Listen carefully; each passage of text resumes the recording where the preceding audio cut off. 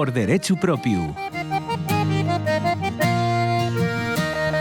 Juan Galán, ¿qué tal? Muy buenos días. Buenos días, Virginia. ¿Alguna vez te tocó defender algún ganadero denunciado por los olores, a lo mejor, de la su explotación o por los ruidos de los animales o de la maquinaria? No, pero sí conozco casos de amigos que llevan mucho tiempo viniendo a veranear a Asturias y han comprado casa, furiatos, pero amigos, al final, que han puesto ese tipo de denuncias y tuve que sentarme con ellos y... ¿En serio? Sí. Y darles una didáctica, ¿no? Yo creo que estáis equivocados, creo que estáis equivocados. Y bueno, después de explicaciones, alguno lo entendió y algún otro no mucho. Y le dije, pues, estás equivocado. ¿Y furó? Sí. Nada. No, pues al final para crear mal ambiente en pueblos en los que hay 10 vecinos, en verano hay 30, y creas ahí, pues digo, te acabas de enfrentar a medio pueblo. Ya. Y entonces vienes 15, 20 días aquí, pues, coño, aguanta un poquitín. No merece la pena. Que va, aguanta un poquitín, pero bueno. Oye, de todo hay en la viña del Señor. Y tanto. De todo. Bueno, seguimos con hórreos y con paneres. Sí. Ya sabemos diferenciarlos y ya sabemos que son bienes muebles. Muebles, exacto. Eso es importante, que el otro día me cogiste y me aceleraste muchísimo. ¿Cómo que te cogiste? A ver, explícame eso. No me dejaste hablar nada, todo acelerado, todo rápido, casi me cortas. No, la verdad es que quedé con una sensación, un desasosiego y... Perdón. Pasé un sábado malo. ¿Qué me dices? Sí, porque a mí me gusta explicar las cosas con tranquilidad y con pausa y con sosiego. Bueno, vale. Pues hoy tenemos... Te iba a decir 12 minutos. No, vamos a resumir. O sea, la distinción entre el hórreo y la panera tenemos que fijarnos en el tejado y no en los pegollos. Bien. Eso hay que desterrarlo ya automáticamente. O sea, si hay 2 moños o 2 obispos arriba o 2 bispos, sabemos que es una panera, que es de estructura rectangular, y si es, con independencia de que sea cuadrado o rectangular, si solamente hay un moño y por lo tanto son 4 aguas, eso es un hórreo. Sí. Los pegollos pueden ser 4 o 6, dependiendo del tamaño del hórreo. Es decir, como todo en la vida, si había gente que tenía más dinero y podía hacer un hórreo grande, había gente que podía hacer una panera, y en función de la estructura de uno o de otro, pues tenía que ponerle 4 o 6 para que no cayera. Bien. O sea, que eso no los distingue. Luego también hay que tener en cuenta que eran, como decimos, bienes muebles que se construían todo ello en madera de castaño, madera de roble, maderas tradicionales de aquí, de manera machembrada. Por lo tanto, no se utiliza ningún elemento metálico, ni fijo, ni evidentemente en el tejado cemento, ni espuma de ningún tipo, que es lo que se hace ahora.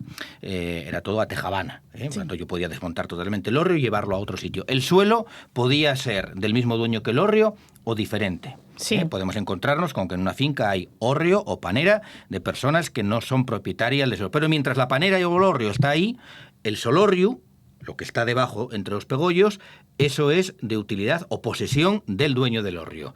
Tanto el solorrio como el bistechu, que ya sabemos lo que es, la caída de las aguas del tejado, y en el caso de que esté escriturado antojana, también antojana. En el momento que yo desmantelo el hórreo o la panera y me voy a otro sitio, el dueño de la finca recupera la posesión de ese terreno. Y con la servidumbre de paso. Y con la servidumbre correspondiente. Claro, tiene que llegar al horno. Hablando de servidumbres, puede darse que haya servidumbre por debajo de los hórreos. Hay localidades en Asturias, yo hablo de memoria porque hace muchísimos años que no voy, pero yo creo que es en Seattle, donde hay muchísimos hórreos, que hay un hórreo que pasa la carretera por debajo. Entonces, claro, el hórreo, como era un bien mueble, se puso donde se podía, pero se generó, o ya había esa servidumbre, y por lo tanto, por debajo del hórreo se pasa. Lo que realmente se está utilizando es el propio hórreo. Luego también habíamos hablado, y me habían hecho a mí una consulta, la diferencia entre los pegollos de madera y de piedra. Sí. Hay por ahí teorías que dicen, que no está nada escrito, yo no lo he encontrado, en la legislación no hay nada, ni en la constitucional ni en la actual, pero dice que cuando son pegollos de madera, que es el original, es porque el terreno es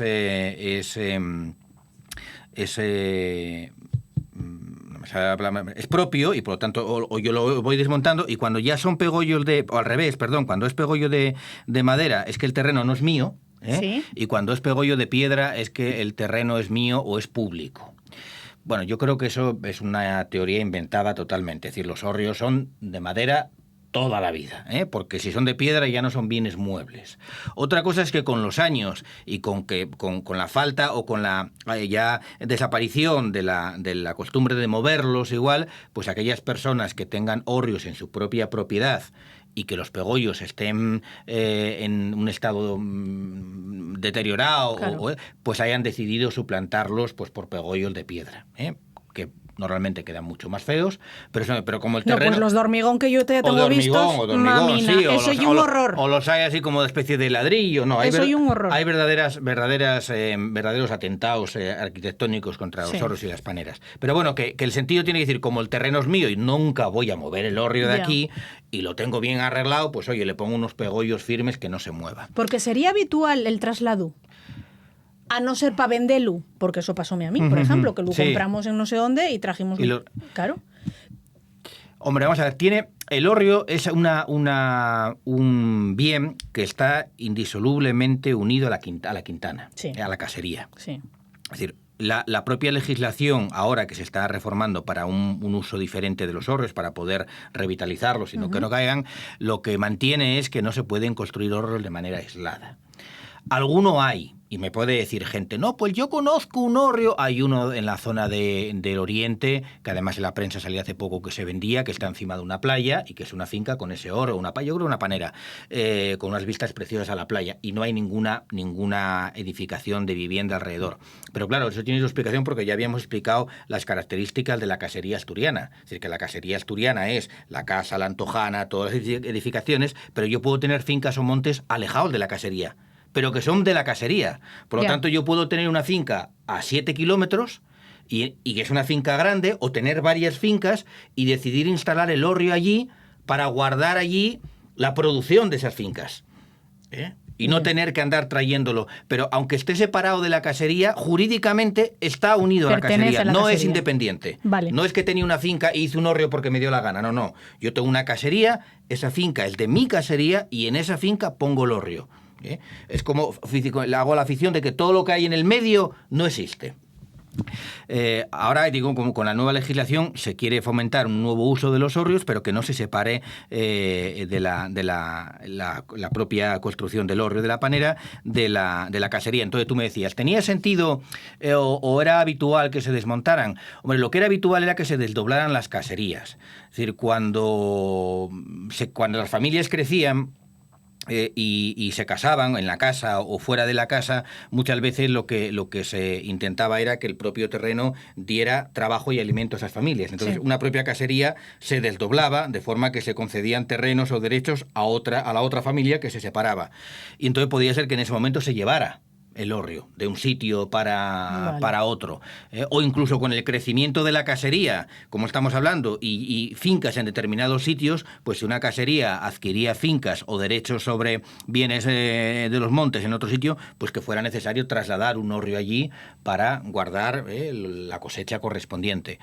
Tampoco es que haya mucho escrito sobre ello. Hay muchas escrituras, evidentemente, sobre la venta o compraventa de hórreos, porque otro elemento que tendríamos que considerar es que los hórreos podían ser compartidos, y era muy habitual que fueran compartidos. Sí. O sea, había en muchos pueblos, en el centro del pueblo, hay un hórreo que es de varias casas. Está dividido en 4, o está dividido en 2. Vale. Entonces, lo que se usa es de forma dividida lo de dentro, el resto de elementos son comunales. Y eso también genera problemas. Es decir, la subidoira, subidera, hay muchas formas de llamarlo, la escalera que lleva a la entrada del hórreo, es única. Es única.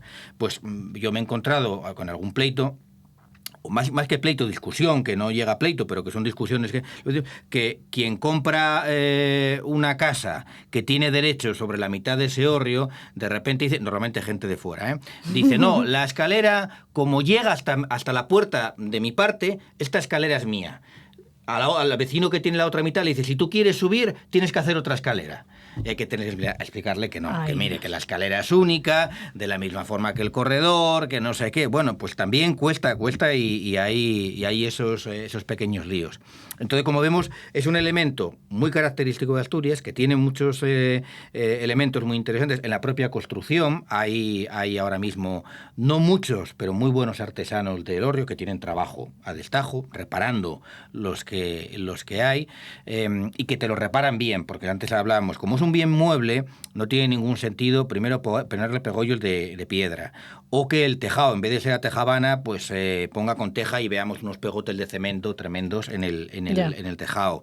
O que se utilizan puntas cuando antiguamente lo que se utilizaban eran tornapuntas, que era el puntal de madera. Sí. Es decir, todo era... Y luego un elemento para terminar... Si te parece, es para clasificar un poquitín la antigüedad de los hórreos, las cureñas, que son las piezas que laterales de los hórreos, que, son, que van, como digo, machembradas. Los hórreos más antiguos, la esquina, si uno va por los pueblos y los va viendo y se fija, las esquinas de los hórreos pueden ser o dos piezas encajadas, ¿sí?, o una sola pieza.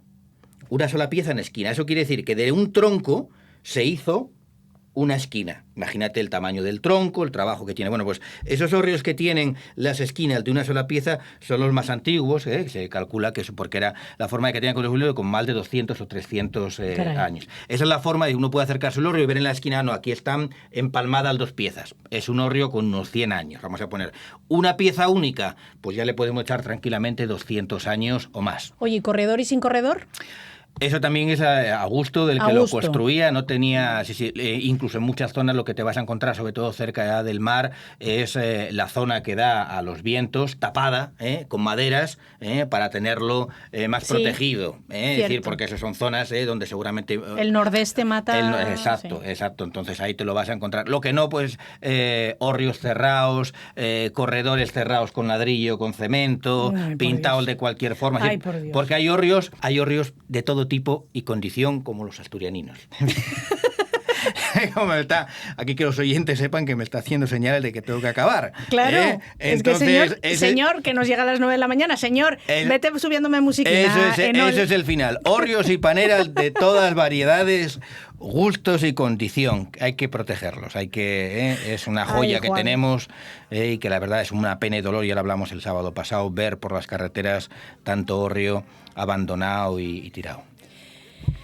Pues sí, tienes toda la razón. Uh-huh. ¿Y sabes qué? ¿Qué? Que van a ser las 9. Pues así que voy a despedir el programa. Llegamos así al final del programa de hoy. Volvemos el sábado que viene. Hasta entonces, que paséis unos días prósperos y con salud, que es lo importante, desde luego, para poder disfrutar después, cuando tenemos tiempo, de esta Asturias tan maravillosa que tenemos. La mires por donde la mires. Quedáis en la compañía de la RPA. Adiós. Ahora que lo pienso, bien poco me quiero, abuela.